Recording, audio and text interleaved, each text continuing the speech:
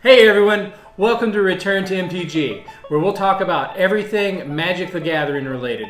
Join me, Seth, as we get back into Magic the Gathering after our long break.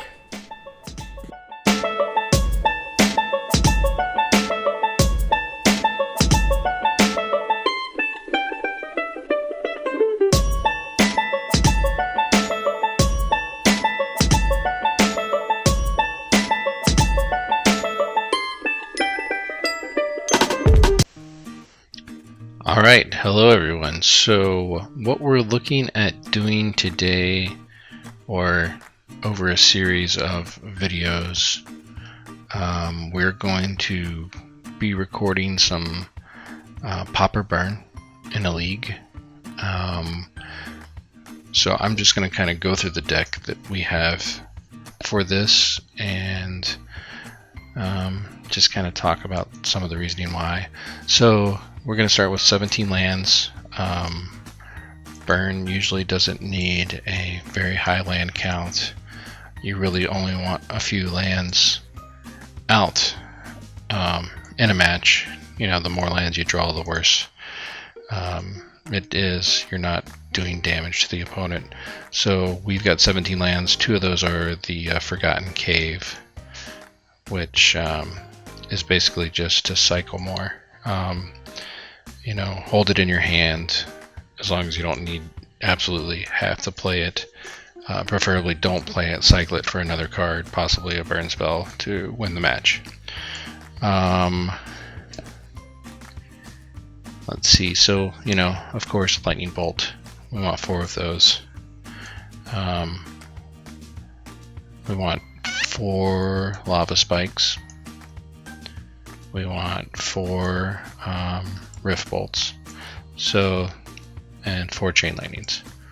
So those are 4 of our 1 mana, 3 damage spells.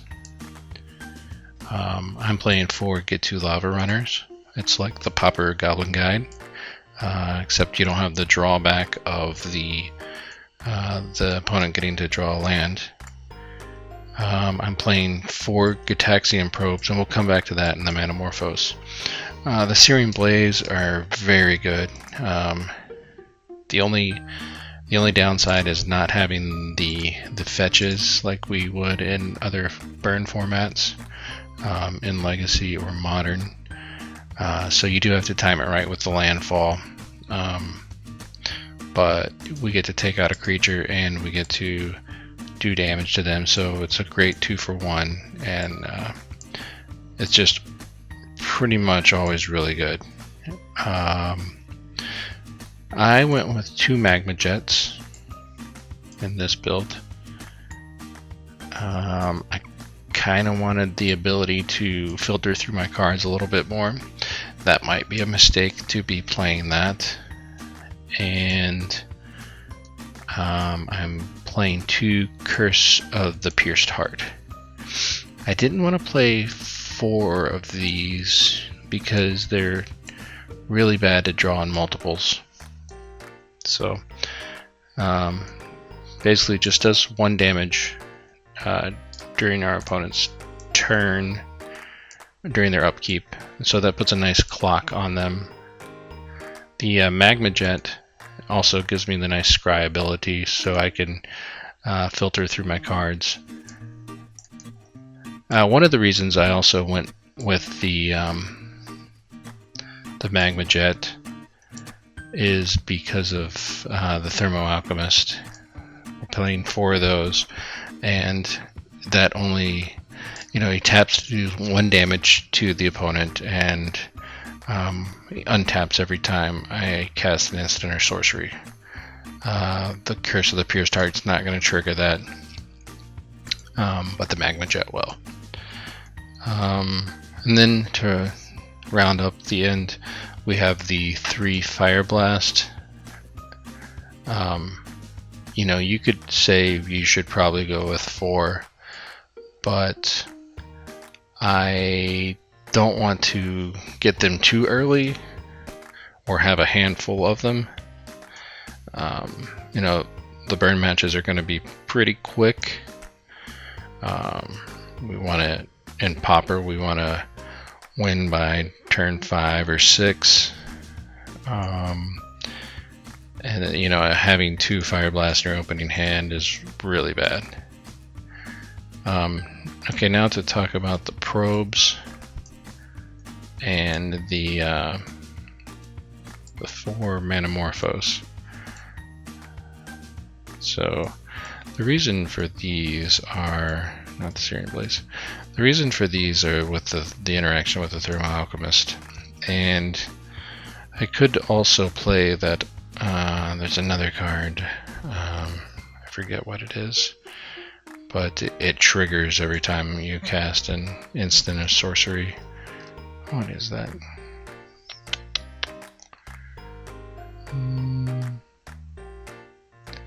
It's from one of the more recent sets. Well, anyway, I didn't go with it. I think it's a fine choice, you know, but I didn't go with it because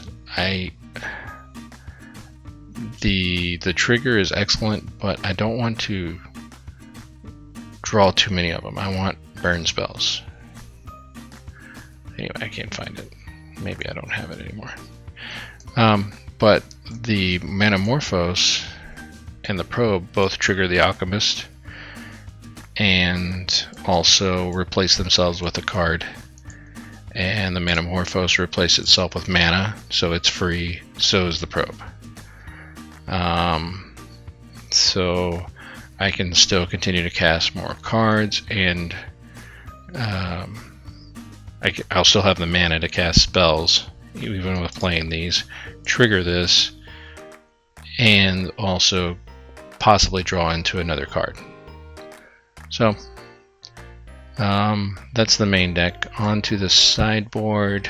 I've got 3 Fairy Macabre, or maybe Fairy Macabre. Sorry, a free, free graveyard hate. I like the Fairy Macabre because it can't be countered. It's going to hit 2 cards, and you can discard that instantly. I've got the 2 Electricaries. Those are for heavy creature matchups. Like elves or lots of little 1/1s on the ground. Overload it, pay its overload cost. Also, it's at instant speed, but pay its overload cost, and you can get 2 and wipe their board. Seal of Fire. These are not an instant or sorcery, but we do get to control a little bit when we trigger this or sack it.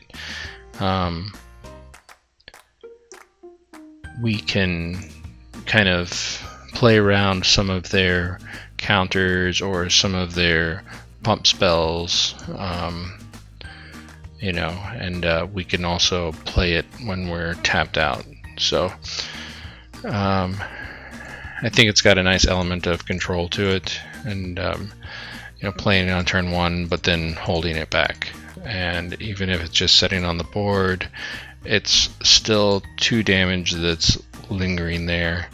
It also forces the opponent to play around it, so maybe they have to play a little slower, so that allows us to play a faster match.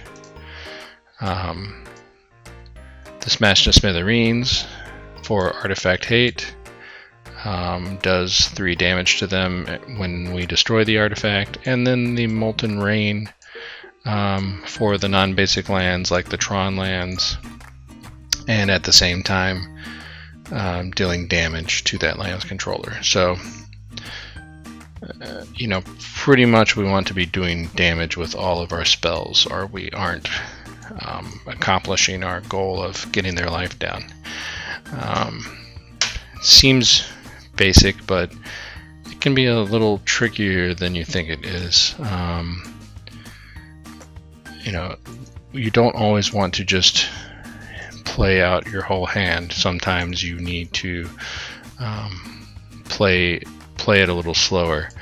Also, I think one of the benefits of having the probe is that we can play around their counter spells a little bit.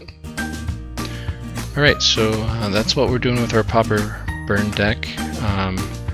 Next up, we'll get into our first league match and see how we do.